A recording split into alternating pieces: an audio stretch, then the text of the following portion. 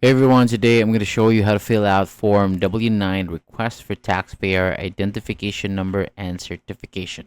So before we start, let's quickly talk about why this form is important.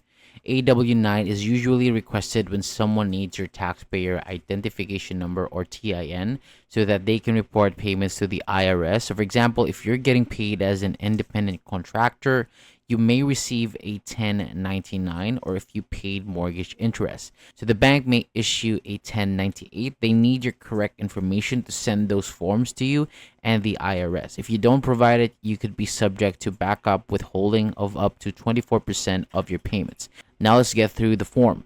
On line 1, enter your full legal name as it appears on your tax return. On line 2, if you have a business name or a single member LLC, you can enter that name here.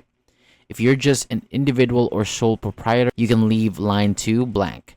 Next, choose your federal tax classification. If you're an individual or sole proprietor, check that box. If you own a single member LLC, that is disregarded. You can still check, but you still check the individual sole proprietor box. Make sure you only select the box that applies to you.